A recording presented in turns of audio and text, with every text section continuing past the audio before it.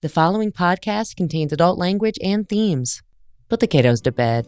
Ghost, if you're listening, make a movement. If you want an improvement in here,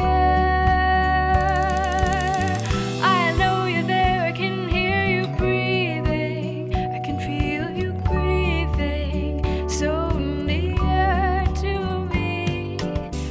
Fasten your seatbelts. It might be a bumpy hour, 'cause we're going there. No, you didn't. Taboo topics are back on the table. Hey, I'm LaJohn. I'm Matt. And I'm Joe, and this is the Going There podcast. One of the major things that we've witnessed over the last couple of decades with the advent of the internet and social media is online bullying and trolling, as well as our own public image online.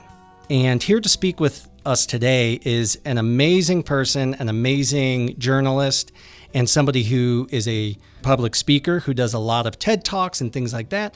I'll let her talk a little bit more about what she does. Miss Catherine Bosley, thank you so much for being here.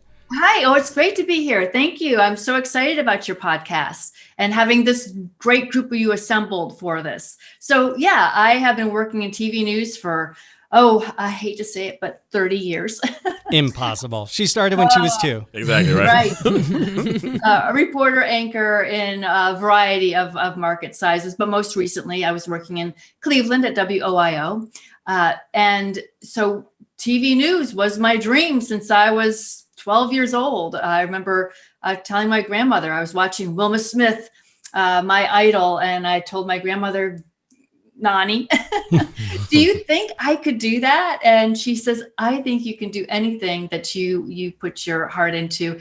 And that kind of set the wheels spinning. So then all through high school, all through college, no, the grindstone never strayed. I had my mind set on this dream of going into TV news. And once I finally got that dream job originally right out of college, I realized how difficult it was. And in TV news, you move from city to city, leaving behind friends and family. You work crazy hours, holidays, weekends. And I can't tell you how many times I had to hide behind police car doors, covering standoffs with bad guys, knowing that bullets could start flying at any minute. And there's hardly any money when you start in TV news, contrary to what many people think. So I knew that if I worked hard enough and long enough, it would eventually get easier. And when I landed my job back here in my home state of Ohio, in little Youngstown, Ohio, yes, finally making some money, great schedule, Monday through Friday, finally getting on the anchor desk, so not having to hide behind those police car doors quite as much,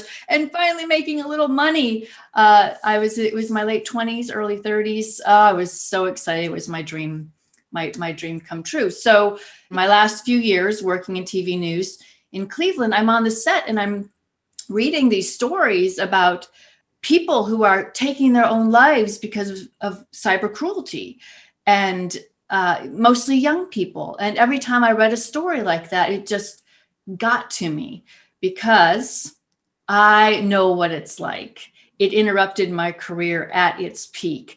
And I remember feeling that way, wanting to kill myself because of online cruelty. So as I'm reading these stories, I remember that when I was in my darkest moments, I promised God and myself that if I could make my story count somehow, some way, I would. And I'm reading these stories and I'm thinking, it's time. I need to do this story. I need to get out there and tell my story my way and use it as an example to others of, number one, how in this day of digital everything, you have to be so careful. There's so little room for that what was I thinking moment, online or off, before it could be stuck to you forever and for all to see, which is my keynote speech, the title of my keynote speech.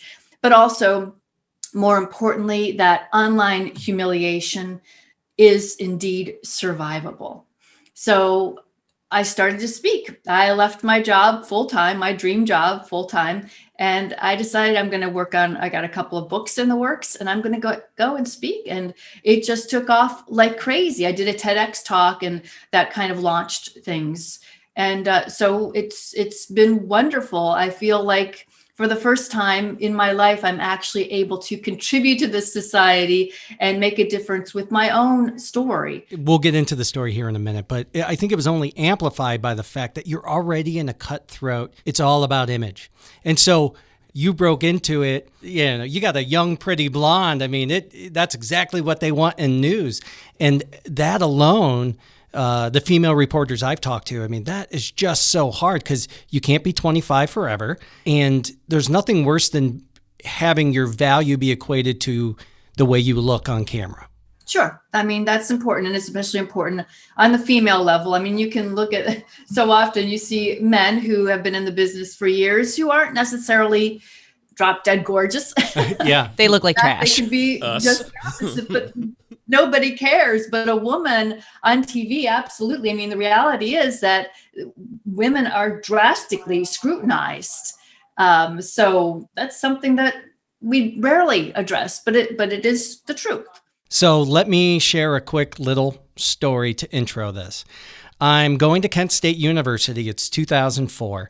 I'm taking a media ethics class. And actually, my professor, Jan Leach, is one of our upcoming guests about media literacy. So we're taking a media ethics class, and in the journalism world, and especially in Northeast Ohio, a bomb drops. There's a story that comes out that a Youngstown reporter, the salacious part of the story was like, oh, she does a Girls Gone Wild, crazy, gets naked in Florida and flaunts around and goes wild on camera. And we were in media ethics, so we discussed that for at least a week. I think I even had to write a paper on it because we are who we are. I think the teacher and some of the women were being more understanding. And a lot of people are like, you can't do that if you're in the news. What an idiot, and it was, man, I mean, judgment left and right. Of course, that's what we do as a society. We judge people without knowing anything. So years later, I meet Catherine, working together, never put two and two together. And then I found out that was Catherine Bosley. I'm like, she's the girl gone wild. She seems so reserved and polite. So before we get into the full story, can you tell us what happened in 2004 that set this thing ablaze? Well, I got fired. That's what actually set it ablaze. So here is the story. In my late mid-30s, I suffered two life-threatening illnesses. One, I went to the doctor because I had a cold, and all of a sudden I'm having open heart surgery. Apparently I had a defective heart, had no idea, went all my life with this defective heart that now threatened my life every day. So suddenly I'm having open heart surgery and I'm worried I'm going to die. Get past that, get married. And only a couple of months after I got married, I was diagnosed with a lung disease. I went from running a marathon to a hospital bed, unable to speak a full sentence, without breathing treatments. And I had this growing bacteria in my lungs, and no one could figure out why this was happening, what exactly the bacteria was, or if I was going to live. In our society, we hear somebody say, I went through this, and because it's not happening to us, we're like, oh, that sucks, and then we move on. But the reality is, think about just what we've been going through with COVID. Imagine you had all of this happen in that period of time, in the prime of your life, as your career is taking off, you're getting married, and somebody going, you might not live another few years. What was going on in your mind? Well, I think with the heart disease, it was just shock all the way around. It was just a matter of survival from day to day to day. And then it was, oh my God, we made it through. I am going to live, and then get married. And yeah, I'm at the peak of my career where I want it to be. But it's when you go through something like that, I think anyone will tell you, it changes you. It makes you look at things differently. It makes you not want to be so reserved in life, but enjoy life, and not be afraid of things anymore. It kind of boosts a courage, I think. And let me just tell you, I was a goody two shoes. I always did what I was supposed to do. Like I said, I never strayed. Drinking was at a very minimum. I didn't even start until I was well into college. So when you got these like diagnoses, were you like, I did everything right and I'm still being punished? Exactly. And so, you know what? I'm just going to go live then. The heck with this being, so good. I want to go have fun and I want to cut loose. And then when I got walloped with the lung disease, what happened to me was I decided it's okay if I die. I don't want to, but I've found an inner strength that you didn't know you had. With my open heart, I say I'm a survivor. I had no idea I was a survivor. And with the lung disease, I found faith. I mean, an inner strength of faith. I always thought faith was part of me, but until I went through that, I didn't realize how important it was. If I died, I was going to be okay with it. If I lived, then, I've got so much more to be grateful for. So every day became more precious, more important. The people in your life, more important to spend time with. Yes, the career is great, but the stuff that's really important are your loved ones and your quality of life and enjoying your life to the fullest. You decided either in celebration of life or in screw it, you only live once to take a trip to Florida. Yeah. It was spring break 2003. What happened was, I had just been told that I was going to survive. I was on, oh my gosh, thousands of dollars worth of experimental drug therapy, including prednisone, which is a very interesting steroid when you are loaded on it. It's been known to cause impulsive behavior. So I've been put on it for allergies and other things before. And my coworkers a few years ago when I was on it were all laughing because I was running around the building picking up these heavy things that like 3 people are trying to lift. Yeah. And they're like, what is this? And I'm like, prednisone! Prednisone, yes. It's a steroid in many ways, yes. And so when they said that I was going to live, I was still on heavy medication, but we went to celebrate our 1-year anniversary in Key West at the same time, got to celebrate that I was going to live. And we're walking down that main strip, that crazy Duval Street. And I'm looking around and there's all the college kids and they're having so much fun. There's great music coming out of every bar. There's this beautiful breeze going over the island. And that's really when it strikes me. Life is good. I've got this second chance and I'm going to go live it to the fullest. I'm going to go do things now I would have never done before. That was really when that mindset struck. So I decided we walk into a bar that's going to have, of all things, a wet t-shirt contest. Never saw one. Just goody two-shoes. And neither had my husband. At least that's what he said. I don't believe him. I was going to say, your husband's a liar. So we're in this place and suddenly this guy gets on stage and he's soliciting women to take part. And I'm like, I'm going to do things I would have never done before. Well, this would certainly top the list. And it's kind of like an out-of-body experience because I hear myself say, I'll do it. Yeah. And I did it. And oh my gosh, I got caught up in the moment. Things got out of control. It really was meant to be more of a moment between my husband and myself. The whole time I was there, I was watching him and we were laughing because this is so out of character. And yeah, I was uncomfortable and I got really uncomfortable toward the end, but I'm a competitive spirit. Yeah. Kept going. Unfortunately. Prednisone. Yeah. And, so I remember walking back to the hotel room in tears that I could let myself get so caught up in something like that.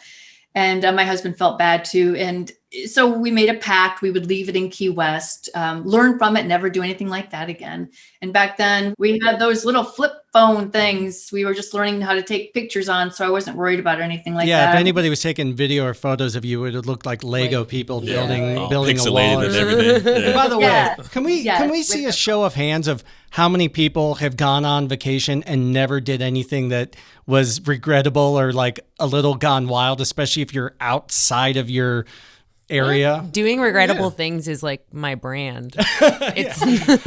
Yeah. I mean, we're human, right? We're human. We all make poor choices and you do only live once, you like to think. But in this day of digital everything, that we need to be more mindful that reality and that desire to only live once and go have fun is something that could come with some serious repercussions. So the foundation of it all is the internet. And there were a couple of people there from a couple of major websites documenting the whole thing with pictures and video. I had no idea. One website was similar to Girls Gone Wild.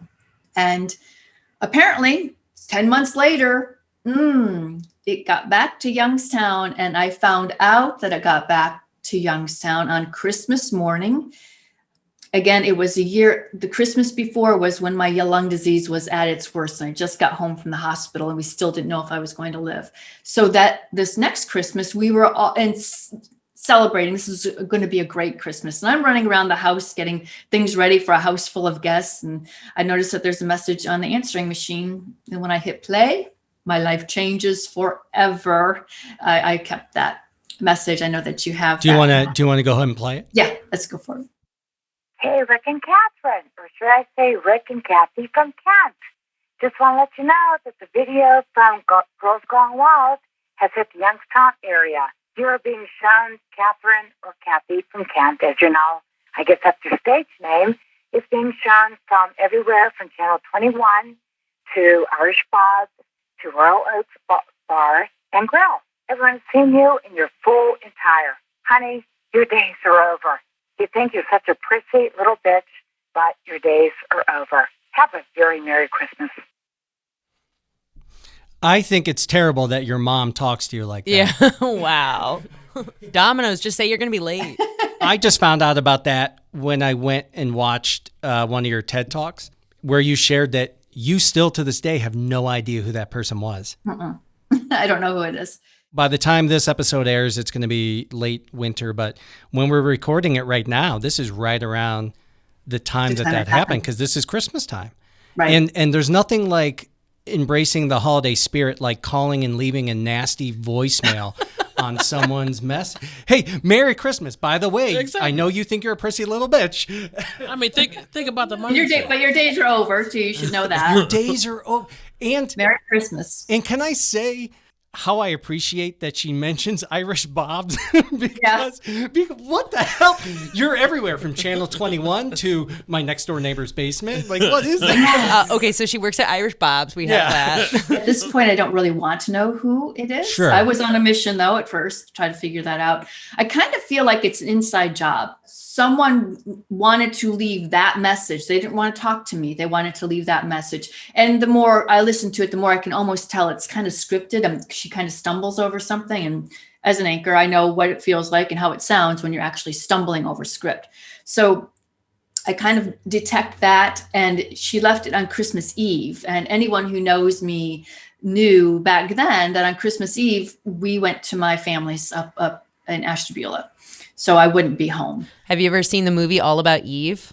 I don't think so. It's with Betty Davis, and she plays this this aging stage actor, and this younger actress is a big fan of hers. So Margot's character takes her in, and here we see that actually this woman Eve is trying to get Margot and take everything she Sabotage has. her. Yeah. Oh.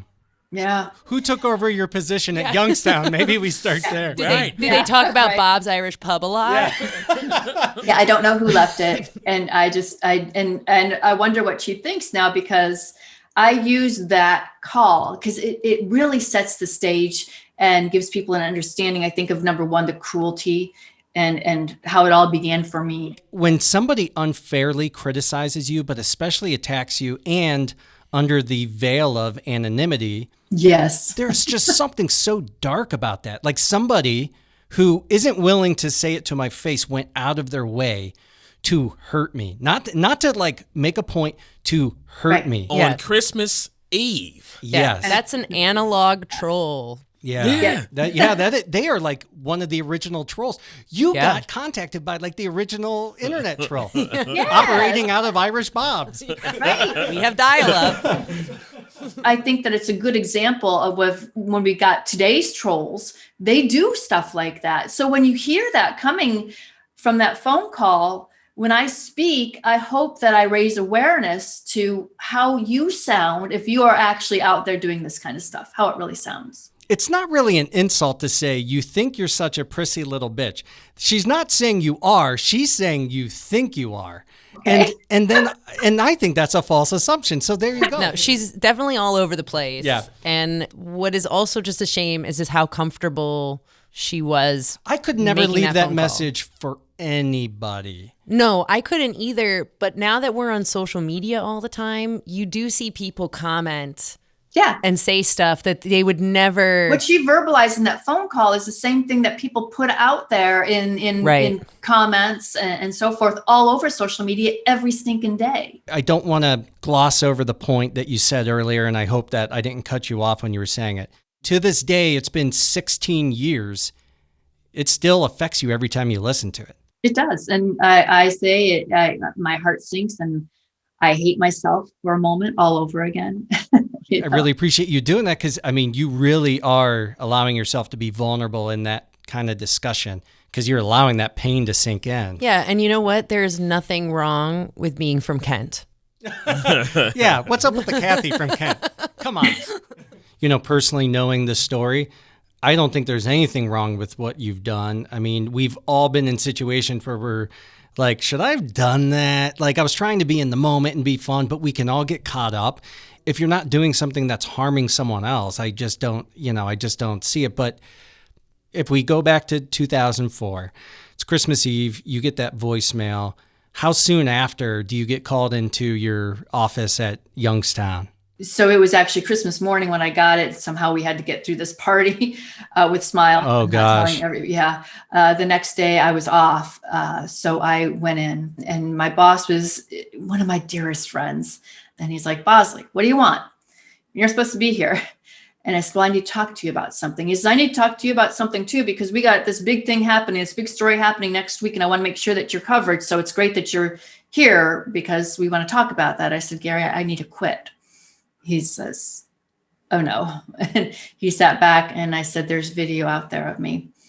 He just hung his head. He says, I heard about it. And I tried to pretend that this wasn't real and that this doesn't exist. It had to be shocking knowing you. Knowing anybody in the news world, the Matt Lauer stuff was probably more shocking to a lot of people than like the Harvey Weinstein stuff, right?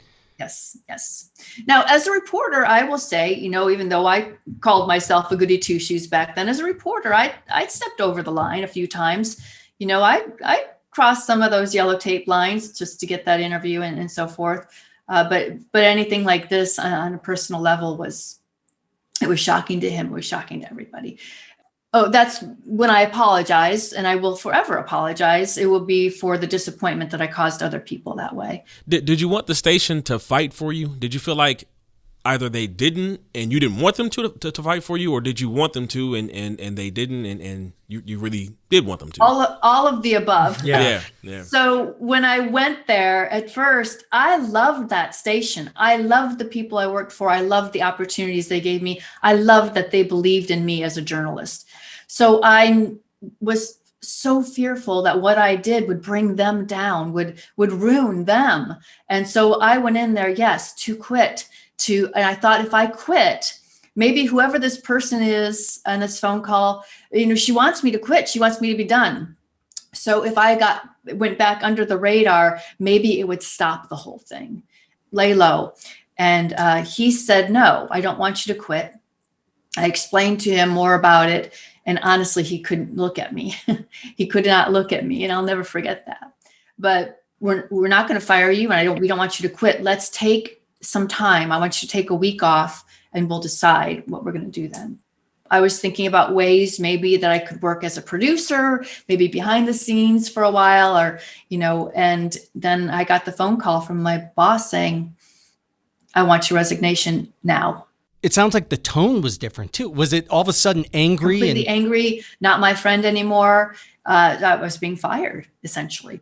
I want to go away from that station, not hurt it anymore on one hand. On the other hand, I've got a career. And I think, if you stand by me, maybe we could make this work. I would imagine that when I go on the air and apologize and explain what happened, suddenly we're going to get a lot more viewers. So it might have worked, you know. But I think you did, at least hearing your story, I think you did everything you could. And you not only fessed up to it right off the bat, and it's not like it's like, oops, I got caught embezzling money from the station. Okay, I might as well tell you. I mean, it's like, oh, I did something on vacation that I had no idea somebody was, going to videotape it and all this stuff. Very relevant, yeah. So we all remember that story about the lady who sues McDonald's because she got burned by the coffee. And so, of course, as Americans, we go... Cold coffee? Yeah, everyone's like, oh what an idiot. People are so litigious and blah, blah, blah. And then you learn the story about it. She tried to get what was supposed to be done correctly without suing or doing anything else in the way that they treated her. So in my ethics class... That was when Catherine Bosley popped back up the second time. Not only did she get fired, now she's trying to sue. And we're like, oh, what a litigious, prissy little bitch. So it's so easy to make those assumptions on the outside of it because you have no idea what's happening. And I'm not saying that everybody was super judgmental. When you think back to that story, high level, it's like, oh, yeah, this person did something bad and then they got fired and then they tried to fight it because they don't want to own up to it. But that's not what actually happened at all. You owned up to all of it. You even tried to fall on your sword from the get-go. I did, and I never sued my station. I never, ever, ever sued my station. Right. I had a lawyer reach out and try to get my job back, and I will always feel bad about how that all turned out. You also made national media, and you were interviewed on Good Morning America. Good Morning America, Inside Edition. I had Bill O'Reilly calling. I turned down Oprah twice. It just became way too much. You might be the only person who's ever said I've turned down Oprah twice. Right. That's a power play. Yeah, we gotta tag at Oprah on this one. There was 1 week where there was nothing. And so I got a phone call from a local radio station here in Youngstown saying, we heard what happened, Catherine. Do you want to come and talk about it? And I'm thinking, yeah, this would be my first chance to actually go public, let people know what happened and get it out from underneath me. I don't want it to hide anymore. I don't want to feel like I'm hiding it. I want to get out there and apologize publicly. And it was overwhelming, the response. The positive response. I mean, the phone lines, they were just jam-packed. And people had so many kind things to say, similar to what you brought up. We all make mistakes. We all do crazy things. And aren't we so glad that even, back then, those cameras weren't there and that that opportunity for that to be captured and now forever and for all to see didn't exist. So many people said, oh my gosh, when I was doing this, I'm so glad no one took pictures. People really were kind. And there were a few people that were belligerently cruel too. And for some reason, those are the ones you hear. Those are the ones, no matter how many kind comments come out, it's the ones that are mean that are the ones that kind of stick with you. Well, it's like when you're walking and you trip on something, you notice that you tripped on something, but you're not congratulating yourself for all those steps that you didn't trip. Right. Yeah, that's exactly it. Did you get a lot of support from places that you didn't think you would get, like friends and family that you never thought you would get support from? And then did you have friends and family that you just knew would be there and they were silent as hell? I lost a couple of friends, and I think that the ones that I lost surprised me. But yeah, people that came through, it was wonderful. It was heartening. In your most darkest of hours, you find out how people really feel about you, for better or worse. That hurts, but you kind of appreciate, at least I know. Right. At least there isn't this facade of a friendship that actually isn't there. So in some ways, like you said, it's a gift. Yeah, and going through experiences like that, and you learn. I would have never thought that, I'd be grateful that I went through an experience that would kind of filter out who are my friends and who are not my friends. But that's the reality. That's life. And as you get older, you learn those things. So let's take a break for some music. And today we're listening to a really, really unique artist named Adron. That's like Akron with a D.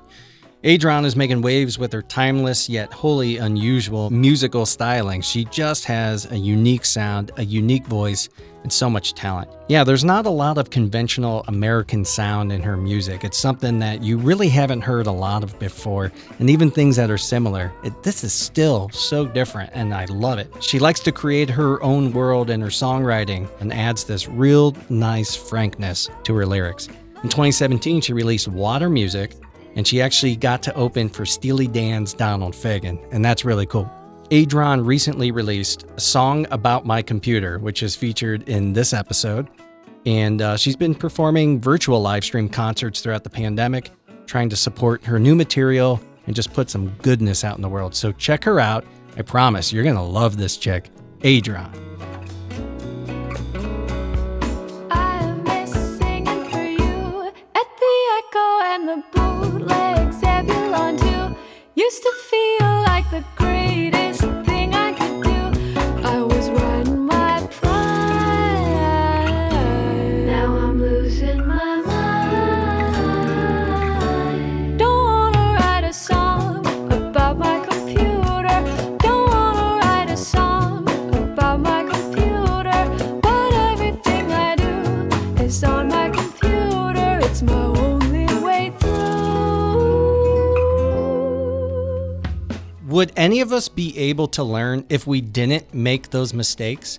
Don't touch the stove, it's hot. And so there is nobody in this room who's like, I would never do any of these things. The fact is, we all do things that create who we become. I have a guideline as to how I think I should act, and we always falter. But we know because we did this. I've said and done things that I'm so ashamed of. Shame is one of the most powerful tools in your life. And not that you need to let it dig a deeper hole in you, but no, I should have never done that. And that makes me want to be a better person tomorrow. And so I think it's a beautiful thing that you embraced it. And, you know, I think feeling shame for what you did is one thing, but I wonder if all of those people, like that woman who called you and all these people who have these opinions and don't have the facts, if they feel shame. I know that I've done things that I feel shameful for, and I know that I've said things or texted because I've been hidden behind, you know, an avatar. Joe, where were you in 2004? Yeah. I was at Bob's Irish Pub. Yeah. All I'm saying is I'm so sorry. No, but I mean, just I wonder how much shame that they feel because they're, you know, this has inflicted so much shame on you, but what they did was actually malicious and unkind. And even if they thought they were just being good Christians to call you up and let you know that you're not a prissy bitch, that you're actually Kathy from Kent. Well, maybe they had to experience something in their lives to look back and say, damn, that was really messed up what I did to her. Yes, John, exactly. You know what, Catherine? I would not be surprised if one day down the road somebody reaches out and they're like, you know what? I left you a nasty voicemail. I don't know if you remember this. And you're like, I made a career out of that voicemail. Yeah, you famous lady. It's ironic, isn't it? I mean, she gave me quite the gift. I just feel like if you've been signed for a 4-picture deal with Disney, you can be held to like some certain high standard. And I mean, I just don't think it's fair. I think you should be able to live your life. Yeah. Well, it all turned out wonderfully. I mean, the end of the story is I had 3 federal lawsuits. They were called Dream Girls. I don't want to get in trouble with Girls Gone Wild. This company was called Dream Girls. And another photographer who had a website who had pictures like this of women being exploited everywhere. So we sued them. And what I got the most important thing I got was copyright ownership then to all of those images, the video and the pictures, which gave me control then to get to stop the dissemination and get as much of it off the internet as I could. And it gave me then the power to take down Larry Flint when he decided to use one of those pictures that I've copyright ownership to. And we also sued the other TV station that was handing out the videos. I feel like pornography needs to be one of our upcoming episodes because there's so many different angles on that. But there is a huge difference, regardless of your views on pornography and nudity and sex and all of these things, when it comes down to somebody doing it because they're being paid and because they want to do it, and somebody who is being exploited, that is there couldn't be a larger gap between those two things. Right. And Larry Flint's people knew that I had fought to get the copyrights, that I went through another federal case to get the copyrights. So they knew, they even admitted in the court that they knew that I was adamant about my copyrights. So we won. I mean, it was an incredible victory. And in the middle of all that, while I was fighting my way back, Channel 19, they recognized what they called my resolve, and they gave me a chance to reclaim my career. And that's WOIO in Cleveland. Everywhere. Yeah. Honest, fair, and everywhere. Now, Catherine, here's a hypothetical. Now, I know you were once an avid runner. I'm not sure if you still run at all. Time goes on. We find out exactly who that woman was. And she owns up to it like, yeah, bitch, I made that phone call and everything. I left the message. And then there's an opportunity to have a celebrity boxing match. Yeah. You and her. Are you taking it? Sure. Am I for it? Yeah. I'll be pumping those weights. Here we go. It's going down. I will train you. You know, even the person who was my friend at the other TV station that kind of led this project of spreading the video, broke my heart that she was sitting on the other side of the table during our lawsuit. And she felt that I was doing something horrible to her. And They always do. I love that Joe laughs at that. Well, no, because I'm the in people- shock. Like, what brings you to like, this point? And she's But that's laughing. why, yeah, because it's like the woman who called you, why are you so upset that this person who has nothing to do with like all of these people who cast judgment, it's like they're more concerned with your life than what they're doing with their life. It's the old proverb of drinking poison and hoping the other person dies. Yeah. The people who spend all of that energy, that negative energy, like, I can't wait to see this person fall. It has to be from a place of jealousy, whether it's career, vanity, whatever it is. The only way that I can, it's like they think that their rights are being taken away. yeah, Like their t-shirts are being wet now. Yeah. How dare you? Like, Yeah, she may as well have said, I never signed on to do a wet t-shirt contest. How dare you do one? maybe she wanted to. Yeah, There is a double standard. I truly believe deep down that if a man in your exact same position had done something similar, obviously no one cares if men are doing wet t-shirt contests, no one cares. But if a man had done something like that and was exploited, I personally think it would have gone a very different way. Without a question, it definitely would have been a different way. I mean, it's just how women are perceived in this world. You're allowed to be sexualized, but you're not allowed to be sexual. you Exactly. actually need to be Yes. sexualized to achieve things. right. Yeah, but it can't get to a point where we think that you feel empowered by it. Yeah. Yeah. Isn't that funny? But then as soon as you do something that just kind of says, okay, I am a sexual being, then, oh, how dare you? Right. And it's, there's a hypocrisy. Absolutely. Bullying and trolling are nothing new. Every time the media changes, we find a new way to use that to do that. What does that do to somebody? So after I did my radio appearance about it, then that's when it became national news, actually global news. I had people from the UK calling to interview me.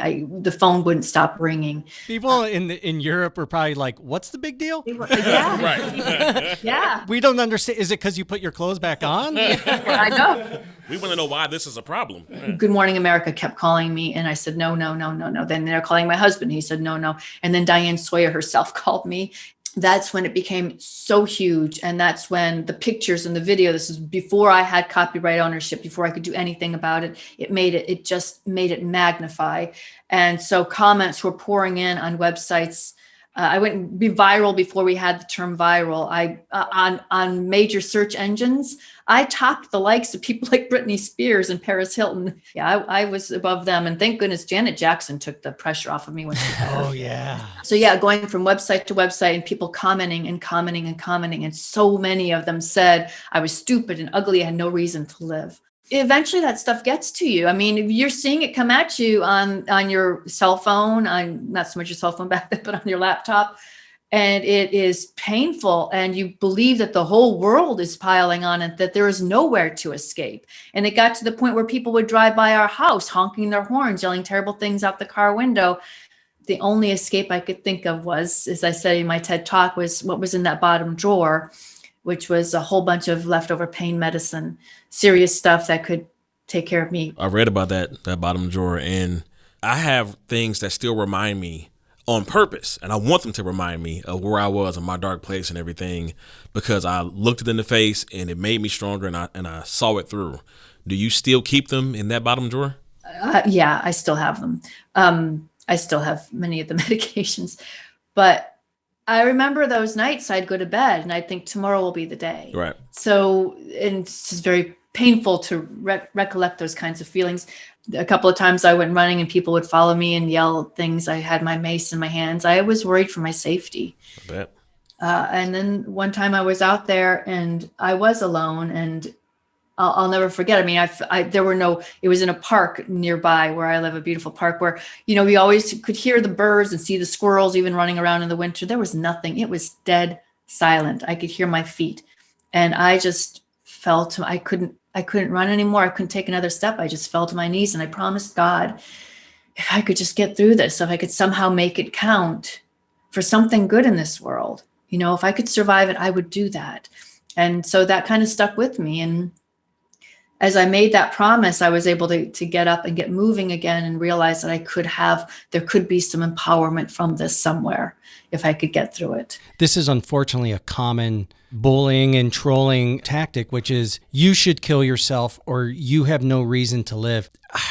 That sinks in. I mean, you actually start to believe that narrative, right? When I was going through it, we didn't understand cyberbullying and the whole mental impact of it.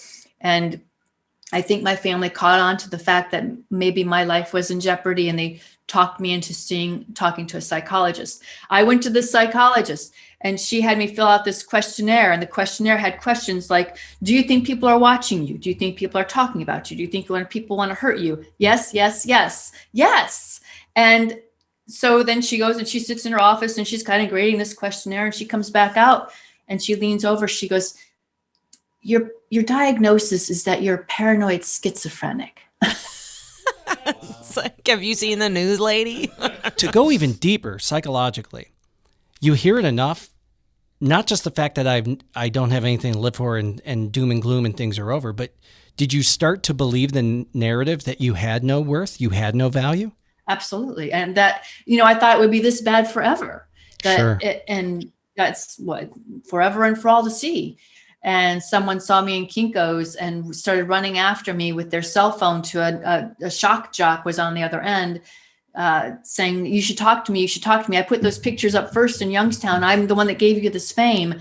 On the air saying, Catherine Bosley is at Kinko's in Boardman. Everybody go there, go there, go there. And I had to jump in my car and calling my husband. All this stuff happened in a matter of 2 days.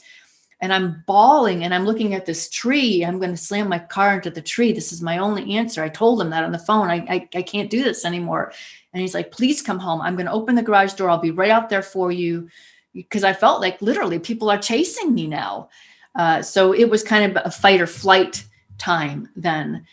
So when you ask me, you were having, you think there's no reason to live because people are saying this. I have a choice, slam my car into the tree or come in with my husband and make a phone call and try to look for a way to fight. And so that's kind of when the fight began. Catherine is sharing a deep, deep wound. To allow yourself to be vulnerable remotely too. I want to show my appreciation by sharing that I have been that guy who was in the darkest of places in his life.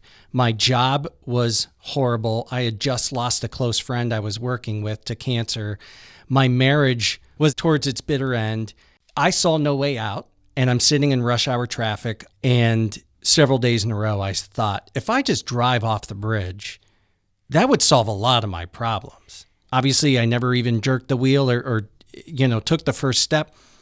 That wound is still there. It may have healed up, but you got a scar and you remember how you got it. Yeah. It's one thing when it's environmental or simply psychological. It's a whole other ball of wax when it's people who are putting you in that spot. And sometimes it's yourself. Yeah, and that's why, Catherine, I got to give you so much credit, because you've heard it many times before about how strong you are and how strong you had to be to see it through. But that's a whole different set of circumstances that you probably, one, of course, never thought you would be involved in, and two, didn't think in any kind of way that you can even get towards the end of it, and yet you did. Yeah, you've had 3 near-death experiences. Yeah, right. And so, like I said, with the heart disease, it was a survivor. With lung disease, it was faith. And now with this, it was courage. I never knew I had courage. Yeah, I've certainly been in places where mentally I felt berated, as well as been the person who perhaps inflicted that, and I feel bad. And sometimes I even wonder, like, what is the logical way out of this pain? Looking at it logically, because things seem so dark at that time. But if you just keep pushing through, the dawn will come. That's the human experience, is we tell ourselves to avoid as much pain as possible.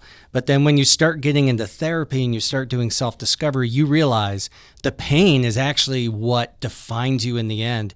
And so reading that on the wall at my therapist's office when I went in there in those dark days, and it said, the point of this is not to avoid the storm. It's about learning to dance in the rain, getting through it. And then you look back and you're like, in some weird way, as you've already said, shit, I'm happy I lived through that. I'm happy I went through this. If these people who troll are causing these suicides, is there a way that they can be held accountable? And if they were held accountable for somebody's death, would they stop trolling? Right. But so I become a semi-expert on some of this, and you find cases where indeed, if someone is told to kill themselves and is taunted enough, it is technically, yes, cyberbullying, and it is jail time. It's punishable. I mean, it can be, you can end up with manslaughter charges. Yeah. I mean, it's almost, you need to, for it to stop at this point,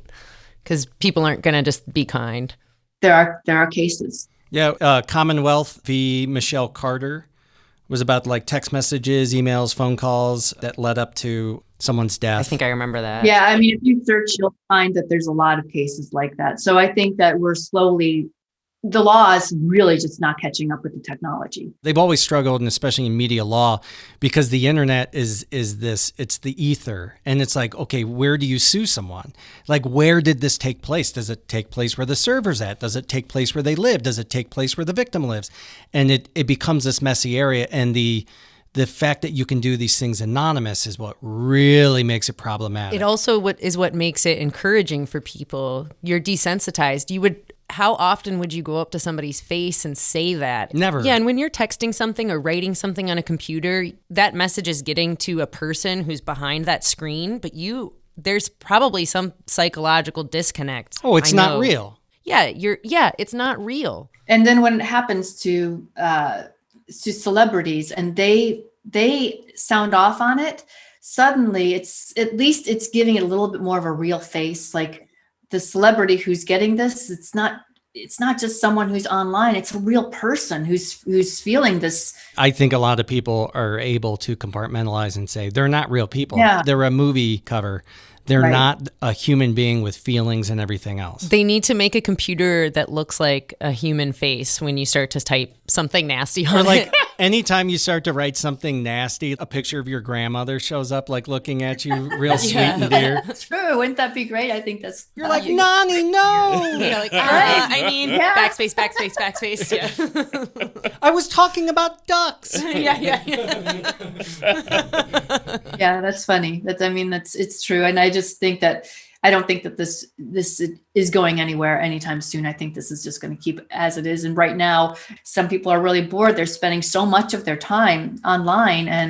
And so I think that it's kind of at its height. I had another principal reach out to me the other day saying the cyberbullying is getting out of control. Can you help us? It's very alarming. The core of this show is built around trying to coexist and give each other a little bit of space. We don't have to agree on everything, but we should definitely all agree on just be kind to each other. And it's certainly don't be mean to somebody for no freaking reason. It's just a completely undeserved thing. So I guess my question is, what do you say to the people who are out there right now who are being bullied or have been bullied and are in that dark space where they've been looking at the bottom drawer? So in retrospect, I narrow it down to what I call my PACT strategy, an acronym, as far as how I survived. So P, number one, people. You've got to turn to your people when you're going through something painful, right, John? Your people. Yes. Especially with young people, they're embarrassed about it. They're ashamed about it. So they take that cell phone into their bedroom and they hide with it, and they don't tell their parents or their siblings or their best friends. They just sit there and they just soak it all in, and it just becomes so much worse. Your people are your army. And LeJohn calls them his Avengers. Yes, this is Sure. That's very true. Absolutely. They're my Avengers. I guess what I'll share is for the people who are in that place and that mindset, putting it out to others doesn't make it more real. If anything, it helps take away that pain. It helps other people take on that burden with you. right. And it allows a chance for a different perspective on it, So A is for abandon. Stink and get away from this source of cruelty, whether it's closing shop on Twitter or another social media platform, even in your real life, maybe getting away from the social group if they're causing you angst. It's only going to make it worse. You can't operate in a toxic environment or relationship. Nope. Get out of it. Abandon. C is connect with professionals who can help you as well. When it comes to cyberbullying altogether, there are so many websites out there with support groups. There are counselors. There's law enforcement. There's lawyers. There are so many professionals there in this incredible movement to bring an end to the torment. And T, this is my favorite. For my pact, T is for this too shall pass. You guys have all been through something in your lives that you thought was going to be the end of you, right? Yeah. Tomorrow will be better. Not only did you survive it, it makes you stronger, wiser, and now more equipped to help others in your life who find themselves going through similar circumstances. So this too shall pass. You're going to rise. You're going to become a better person from what you're going through, and you need to embrace it. So I think we can pact our way out of anything. Yes, we can. I love that acronym. We'll definitely have to tag and share that like crazy. Yeah. The minute you took the focus off of you and you put it onto how can I get something out of this that's beneficial for other people, people suffering from depression, people considering suicide, people who it seems so impossible to make it to tomorrow. The minute you take the focus off you, and it doesn't mean you've been selfish, it means how could you look at anything else? Right. But the minute that you go, maybe I should go help a friend do this, or maybe I should have a conversation with somebody about their problems, suddenly your problems aren't taking up all of your space and all of your mind it's a space. resume builder. Yeah. You started thinking about how it can help others, and selfishly, that helps you. Right. True, it is. So I was just going to say, as selfless as it seems, there is also a selfish element to it. It makes you feel stronger and feel like if you are giving back, there is no better gift than to be able to give back. So I've got this. So I'm going to use it, and I'm going to be selfish, and I'm going to use it as much as I can. Awesome. I love that. I love it. And hey, listen, and if none of this works, we just go down to Bob's Irish Pub and get drunk, right? Yeah. Yeah. Unfortunately, they keep playing the same Girls Gone Wild on loop, but whatever. Yeah, the VHS tape has worn out. Is there any sentiments that you think that we haven't touched on that you really want to make sure that resonate with people? I just want to make sure that people, as much as I talk about the survivability of it, I also talk about how you can protect yourself from becoming someone like me. And that's just about being more mindful now about everything you do. Everything you do, not only online, but you are vulnerable all the time. And you've got to think about everything that you're doing. Understand when you're taking pictures at a party, what can be done with those pictures that are being taken of you, what you could be doing to other people when you take pictures of them being silly, and now you decide to put that out there online. Think about consent as a key word here to make sure that you don't hurt other people. Get their consent to take the picture, number one. Number two, get the consent to post that picture so you're not hurting someone else. Yeah, it's unfortunate that that's where we're at, but it comes down to controlling your own narrative. Yes. Other people can control it for you. So there's a reason I don't take a lot of photos. Somebody once joked, Matt, I've never seen a picture on your Facebook where you're not holding a drink. And on one end, I go, man, that probably makes me look like an alcoholic. On the other hand, I'm like, the only time I'll let people take pictures of me is at holidays when everyone's got a drink in their hand. So I'm like, you know what? I'm okay owning that.